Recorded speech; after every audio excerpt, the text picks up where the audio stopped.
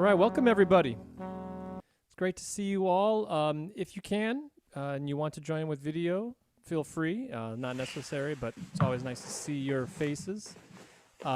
This is our last concert in our new Topologies series, which we have been able to keep going here virtually over the last few months, which has been just an incredible pleasure and honor to bring in so many fabulous creative musicians, composers, improvisers over the last, since January. And this next project is certainly no exception. I'm going to let the leader of this, actually, I guess it's kind of a co-leader, correct, Josh? You and Nico have been co-leading a project together, or is this a kind of a new offshoot of that previous project? It's a new offshoot in that we've been a duo for a long time now, and we just turned ourselves into a trio with kind of rotating drum chair. Awesome. So I'll let Josh and Nico speak more to the project, but I think we'll jump right into this. Josh, maybe I'll hand it over to you. You can kind of say any opening remarks if you want, and then I will go ahead and share my screen and start the live video performance. If we have any internet connection issues, I may switch Wi-Fi connections, but so just keep me posted. If things get choppy, I have had some issues over the last few days, and it's a really large video file. So just let me know if things get weird, but it should be fine. Usually it's been fine so far for all the other events we've had. So Josh, you want to say a few things? Well, first of all, I would love everyone to unmute themselves and give Josh Deutsch and Nico Soffiato a round of applause for being here and for sharing their music with us this evening. We are in for such a treat. Thank you.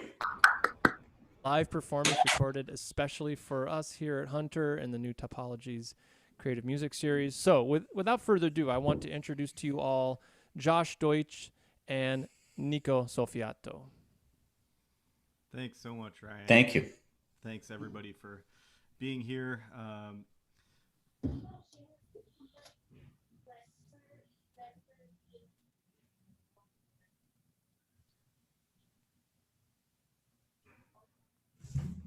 All right, here we go.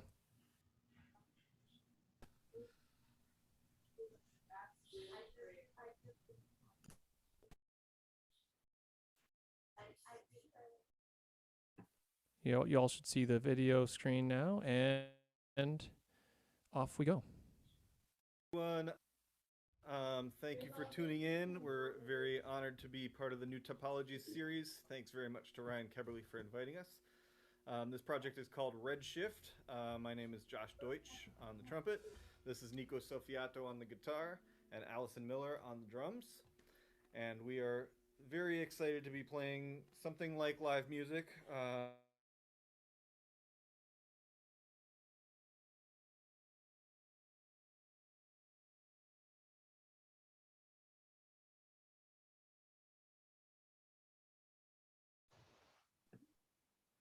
Sorry, everyone.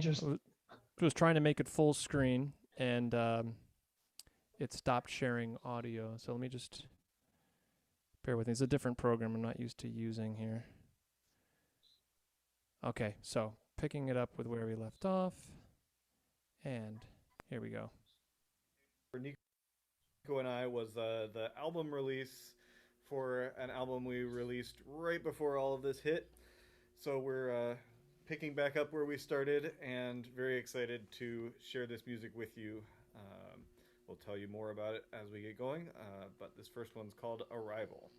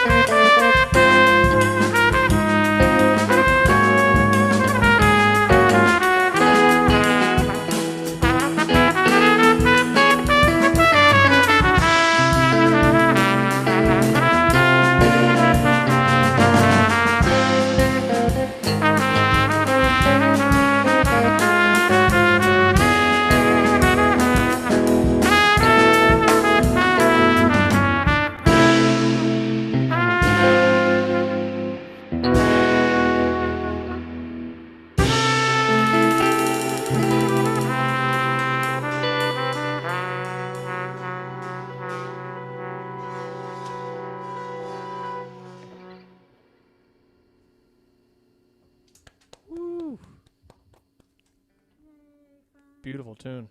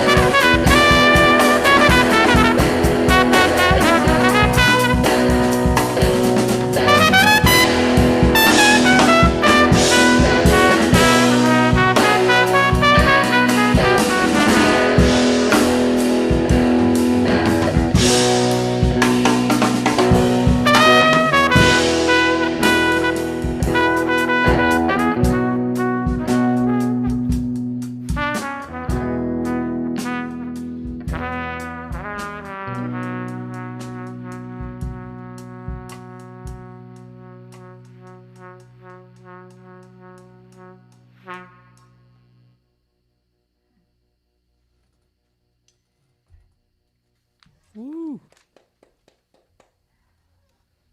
Oh, it's fun to play music. Oh, yes. So that was a cover of a song called Paul by a band named Big Thief that Nico introduced me to, and since I've become a fan.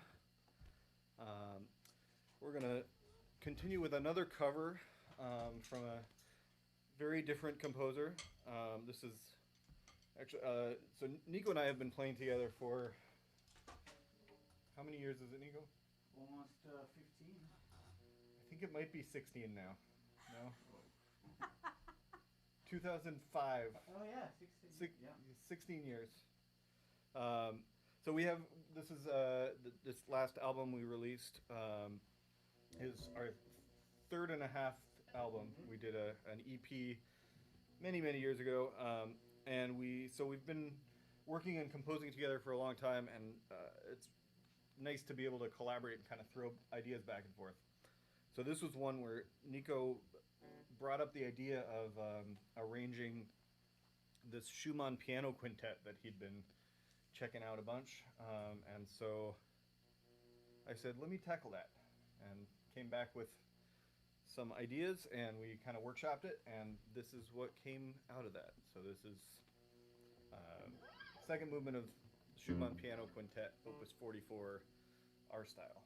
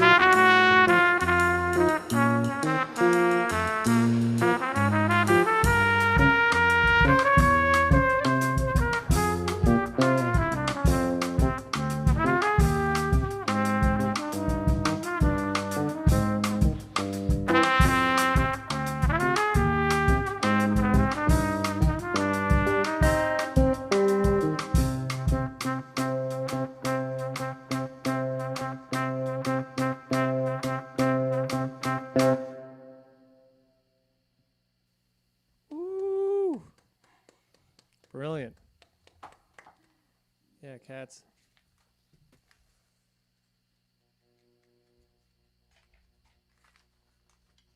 Am I blowing you out, Josh, there? No. Okay. Awesome. Amazing tickler.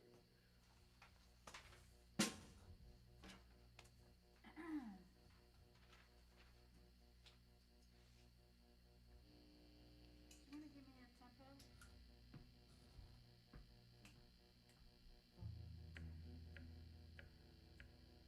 Maybe a little faster than that? Your phone? Yeah, I think that's good. This is end note, right? Right. Yeah.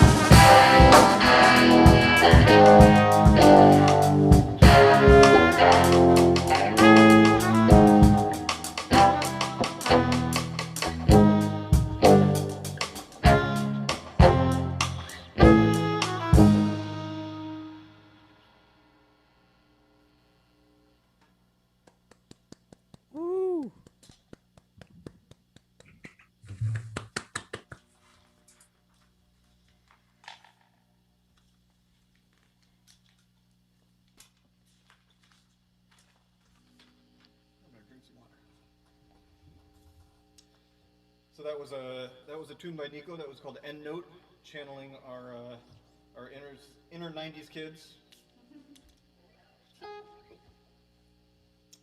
And we're going to continue on. This is another arrangement from the classical world that we did from one album previous to this one. This comes from a Beethoven piano sonata.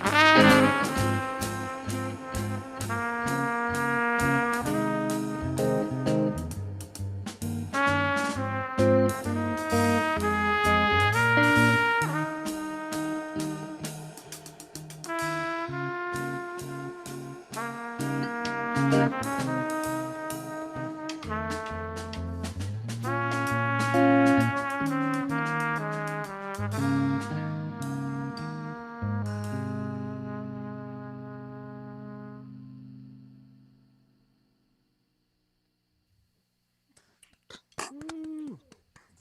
Yeah, guys. Love that tune.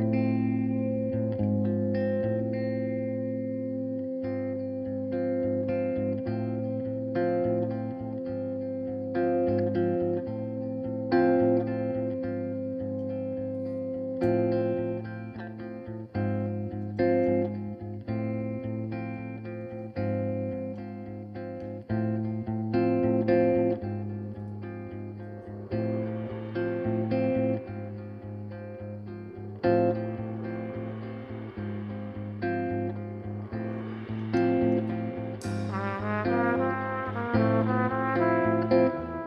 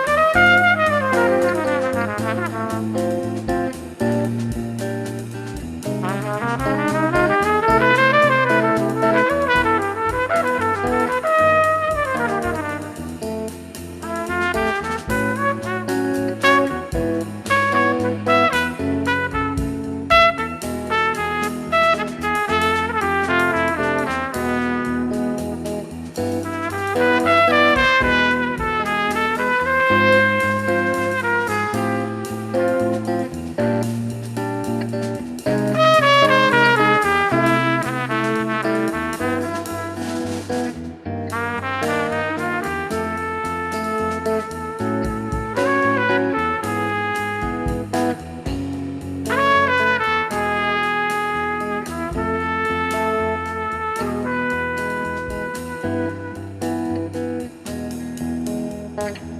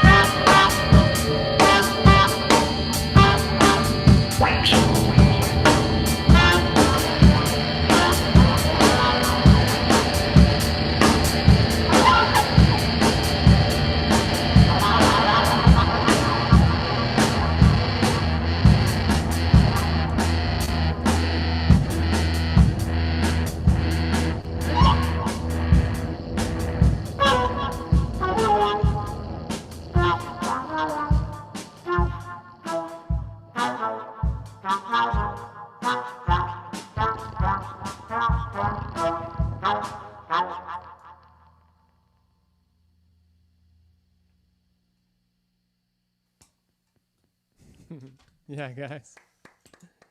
Woo! Killing. That one was called Touch Touch. We're going to play one more.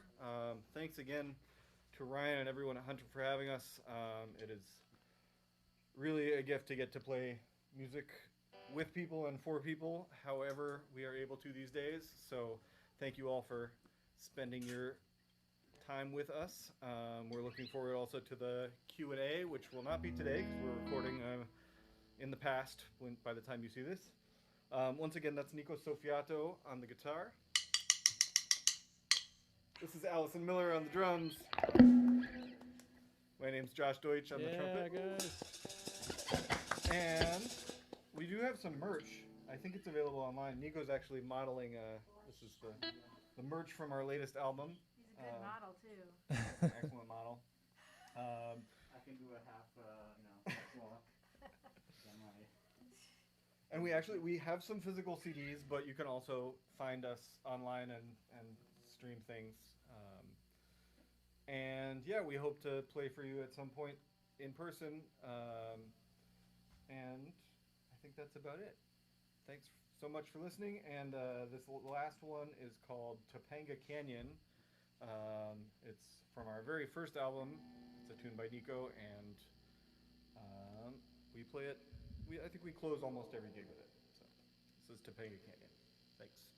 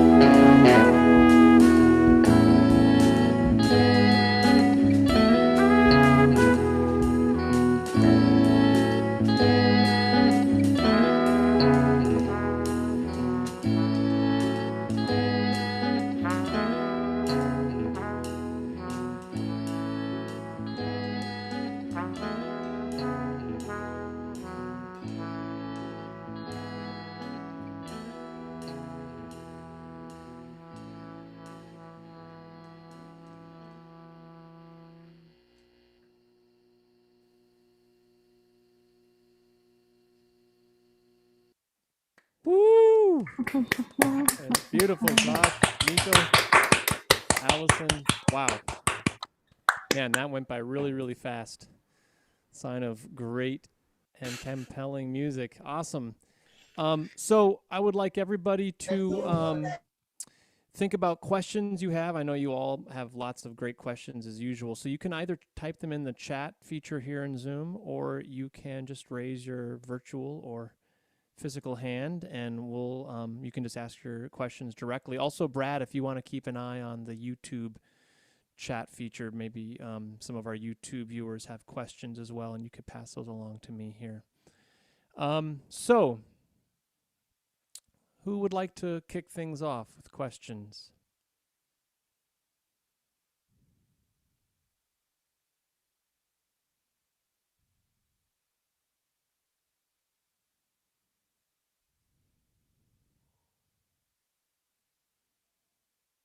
Well, I'll start, which I rarely do.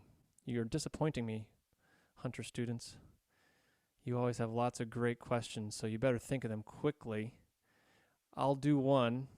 I've got quite a few, but I guess I'm most curious to hear from both of you guys, because I've been in similar situations where ensembles that have been in existence for long periods of time and have a really strong identity undergo these very transformative instrumentation changes, such as adding a drummer. So I'd love to hear how that impacted each of your experiences, either from a performance perspective and or composition perspective. I'll start and then throw it over to you, Nico. So we actually we on our last album we had one track with a drummer, and then we found also when we were touring, especially we've toured in Italy a couple times, and there's certain venues, especially over there, where they wanted more of a full band sound. There were certain places that were more opened up to us with a larger band. So part of it was for practical purposes, but also we started hearing, I mean, we're both 90s kids, and so we tend to hear some of these slightly like grungy tunes, and we really, the tune we did on our last album worked really well. And then so when we started putting together music for this one, we had drummers in mind, and then we thought, well, let's work with some of our favorite drummers on the scene. So half the album is Allison, who you heard, and then the other half we worked with another great drummer, Dan Weiss, and it's really it's pretty amazing just to get to like play with some of your musical heroes and incorporate them into into your personal project. Over to you, sir. Yep, I think you said everything, Josh. I was gonna say we started as a big band, we ended up with a duo, and we're on our way back up to. So our next album is gonna be a quintet, and then in 3 years back to full. And then the symphonic album. Exactly. No, but yes, I think the practical reasons and just the I think part of it was like the sound impact that we can have, and compositionally just to open up the sound. That was like a fun new sort of road. So yeah, that's that for sure. Awesome. So we have a couple questions coming in now in the chat feature. So this first one is for both of you. Comes from one of our drummers, and he's wondering what you're choosing to give Allison. Are you giving her a horn chart, a lead sheet, a chord chart? Is it something that you made specifically for her? I think just he's curious kind of how you translate the tune and arrangement to the drummer's chair. I can. So we're basically working off of basically almost like a real book, chords and melody. Pretty simple charts for her and for us. We try to keep it as simple as possible for a live performance. Not a lot of like drum specific notation, except a few things like that more sort of that tune touch touch. It starts with the drum groove, so that's notated like specifically. But other than that, it's kind of a lead sheet sort of approach. Right, Josh? Anything to add on the writing there? Yeah, totally. I mean, in fact, a lot of our process comes from just kind of getting together in person, and one of us will often bring in an idea, and then we'll just kind of workshop it. And so sometimes we don't even, I mean, until adding somebody else, like it becomes more necessary to have a chart. Sometimes we won't even necessarily have a super finished chart when we're doing just a duo thing. So it's kind of a knowing that we have somebody else that needs to be able to read this quickly and understand what's going on kind of makes us make our charts a little prettier. But yeah, as little information as possible. And when you're playing with somebody like Allison, she's so quick she gets it immediately. It's like I feel like she gets the vibe, gets the melody, and she internalizes it really fast. And you look at her during the performance, she's not looking at it at all. So it's kind of more of a guideline. But then, yeah, I think it's just kind of a shortcut to internalizing the music. Cool. Yeah, good question, Michael. So Sydney asks, when doing cover arrangements, especially something more classical like the Schumann piece, how do you decide what aspects of the music to preserve and what to reimagine? If I can jump in on that one, that was a really good question, because that was like my struggle with that piece. I really liked every second of it, so I was like, what do I arrange for this? Because everything is amazing, to the point where I'm like, I think it's good. I think you did a good job there. I don't need to do anything. But then I took it to Josh, who really sort of like distilled some essence out of it. And I think he really did an awesome job, like really finding those moments and those elements that are fundamental and essential. And I think it turned out to be great. So my role in this was very curatorial. I was like, I like this, you do it.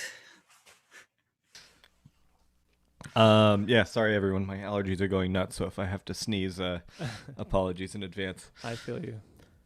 So I actually didn't know this piece that well before Nico introduced it to me, and I approached it very much like I would with a jazz tune that I liked. I started just by transcribing it.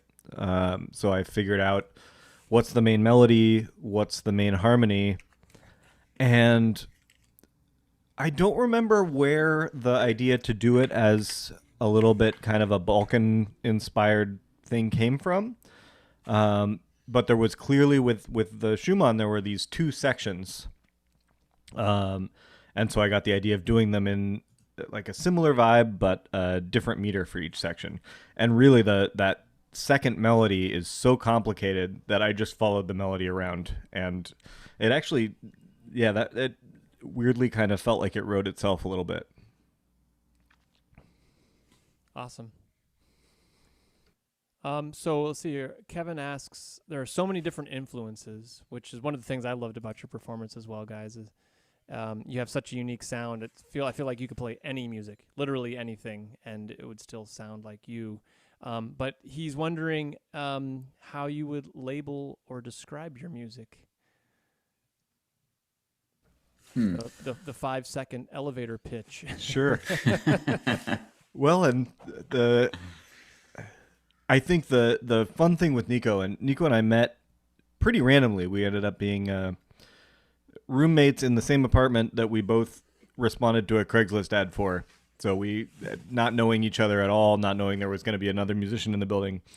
So it was this amazing confluence of events that put us as roommates together And then all of a sudden we realized, wait, we like a lot of the same music, we like a lot of the same food, we have the same birthday.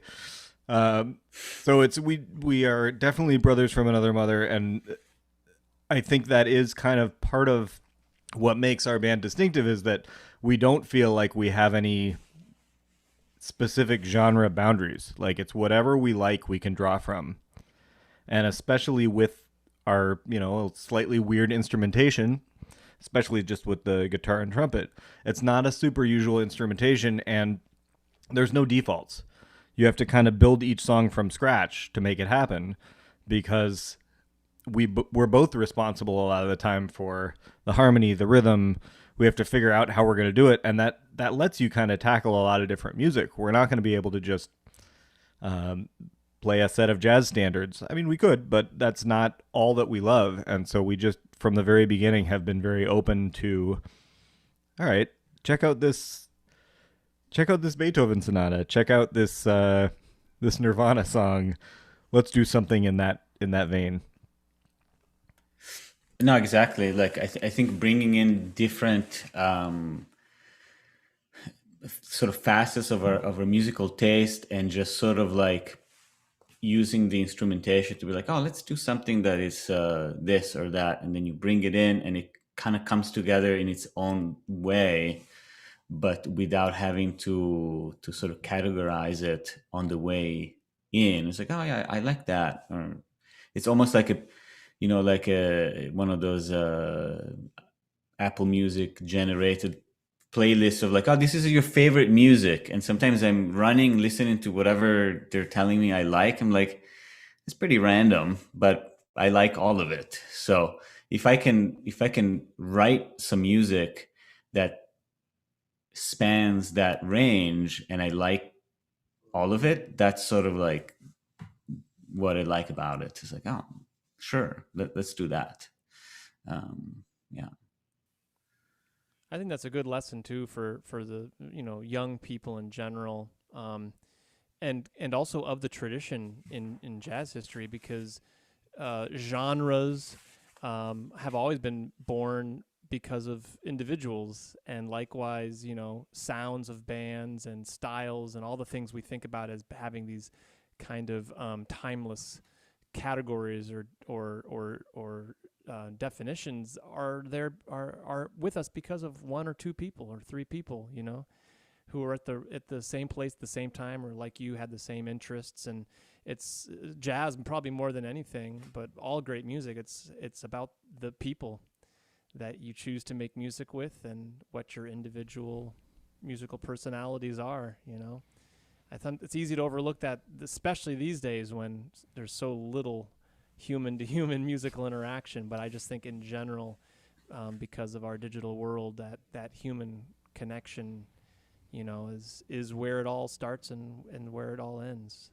Yeah, I think that's so important, to just find the people that you connect with personally and musically, and see what happens from there. But if that's the starting point, it's gonna feel good.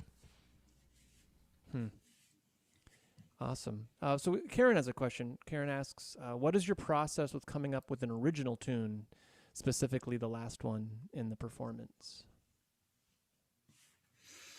So that last one, it's a very old tune that I wrote, over a decade ago. But I think that particular tune came out of a simple loop. I was playing a lot with the looper pedal. So a lot of songs came out of just practice sessions or improvisations, and then I would just sort of like make a snap of something. So that initial statement was the sort of the beginning of the song, and which became the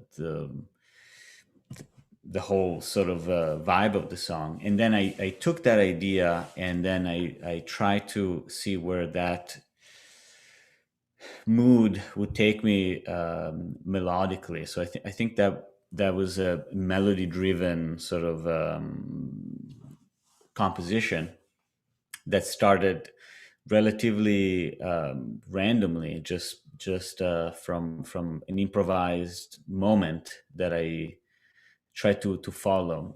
I do that quite a bit when I write. I'll improvise, and then if something sticks, I'll try to really follow it and see what potential that can have.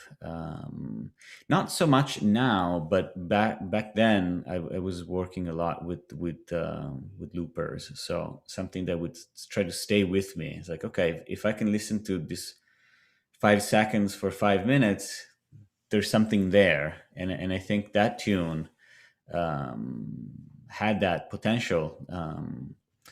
And then the title came later, and had really nothing to do with the tune. But I tried to find something for titles. I think I was driving down Topanga Canyon at some point, and I was like, "Oh, this is really cool," but had nothing to do with the song. But we could say that drive inspired the song. I think that's a better story. Yeah, let's put it that way. I think one interesting thing that's happened with us is, I mean, I write very specifically for projects, and so when I'm approaching composition, sometimes I write just to write, but often the things that come out the best are songs with particular projects and particular people in mind. So with this project, the interesting thing is Nico and I have almost like, I feel like Nico writes in some ways more like I used to, and I write more like he used to over the life of this project. We really like, I think we've come to really know each other's styles, and like now we really, it does feel almost like one brain with the new stuff we bring in. Like, yeah, what was I feel like one of the tunes you brought in for this like consolation prize, which we didn't play on this concert, but it's on the album. Nico brought in the idea, and it was like, it felt like something that I would have written. Right, that's something that we also do is co-write, which can seem like a little bit tricky, but I think it's really great to have this sort of, at least for me, I have this safety net of like, okay, I'm gonna start something, I'm gonna go for it, and then if I can't finish it, I'll just like, you keep going, like I know that you'll know what to do with it, and sort of vice versa. It's like, oh, here's something that needs a little bit of another perspective, or another set of ears, and that's been working. All our records have some co-written tunes that are cool. I have to own up to something here too, which is there's the saying, I think, was it Bernstein who said that all great composers steal? So actually, since you're here, Ryan, I don't think I've admitted this to you, but the first tune we played, I stole a bit of melody from one of your albums, and that's what the tune is written around. I missed did it you hear it? completely. No, I totally missed it. So our first tune, Arrival, That's actually good. is from you've got there's like a lick in the intro to your arrangement of Fool on the Hill from one of wow. your recent Yeah. Catharsis albums that I Oh, really man. love. And so that line, the ba-do-ba-do, I just stole from you, so thanks. There's a great book that one of my mentors and heroes who just recently passed away, Frank Kimbrough, one of the great kind of masters of our music. He required all of his students over at Juilliard to read. It's called Steal Like an Artist. I highly recommend it. It's a short, easy read. But I think all great artists steal, and you can call it what you want. Of course, steal, I mean, that term has negative connotations, and it's used kind of in jest in that scenario. But the idea of coming up with something original that has never been thought of or played before in 2021 is just total hubris. It's like, are you crazy? We have 12 notes. And if you're working in one of the standard meters, 3 4 4 4 5 4 7 4 3 8 4 8 5, I mean, whatever. There's only a few, really, maybe a dozen. It's like there's only so many unique ideas. we've got some comments in the Zoom chat. Nothing is original, Jerry Saltz. Yeah, no, these are great questions, everybody. So we're just about out of time. Are there any final questions from the Zoom audience, or are there any questions coming in via YouTube? If there are, Brad, you could send them to me in the Zoom chat directly, or just put it here. Ethan, yeah, go ahead. I'm sorry, I was having a couple Zoom problems last couple minutes or so, but I know you mentioned in your video that you have merch. Where do I go for that? I can shoot a link on the chat. How about that? We actually didn't pay Ethan to say that. Thanks, Ethan. Well, I did though, so it's I'm actually sporting in addition to CDs, which we've found apparently nobody actually buys those anymore, but we do have CDs. But we also made a T-shirt. This is actually some art by Nico's brother. So this is a T-shirt of the cover design from our album, and Nico's gonna Right, let me find. on. It's on. Where is our merch? What's that? I'm blanking. on- Bandcamp? Bandcamp. Is it on Bandcamp? It is on Bandcamp. while you're digging that up, I will add, for those of you who came in late, or for those of you who have friends or family who you think might want to see this, it will go live on, not live, but it will be posted on our YouTube page indefinitely once the show is over. So you can go back to the Hunter College Music Department YouTube page and catch the portions of the program that perhaps you missed. And Nico just posted his Bandcamp link in the Zoom chat. Brad, if you could copy that link and post it on the YouTube chat feature, that would be fantastic. So our YouTube viewers can also take a look at the merchandise. Yeah, are there any final thoughts, Josh, Nico? Anything else you thinking about sharing? No, thank you so much for really the opportunity to play. That after a whole year of not playing was so good to just hear the vibration, the sound waves was such a good experience to hear the drums and so good. So Yeah, we had so much fun doing this. So thanks for the medium to do it, and thanks to all of you for it's really, I mean, the thing I think that we all miss more than anything is playing for people, and so we hope to get to play for you all soon. We hope you all get to play for people soon. But thanks for tuning in, and it's been really, really fun to put this together, and it was an honor. Awesome. Well, we'll do some more sooner than later. Once again, thanks to Josh and Nico. If everyone could unmute themselves and let them know how much you enjoyed the super cool performance, that'd be great. Thank you, guys. Thanks. And for all of my pop combos, Thank you. jazz combos and pop combo students, congratulations on a wonderful semester. This will be the last time that I see most of you, if not all of you. So good luck with your final exams, and have a great summer. And I look forward to meeting with you all in person this fall. And those of you in my history and songwriting courses, I'll be seeing you in a couple of weeks for our final exam. And Nico and Josh, you guys, thank you once again. Take care. Thank have you. a great weekend. Thanks, Ryan. And, yes, stay safe. Thanks, everyone. Bye, everybody. Bye bye.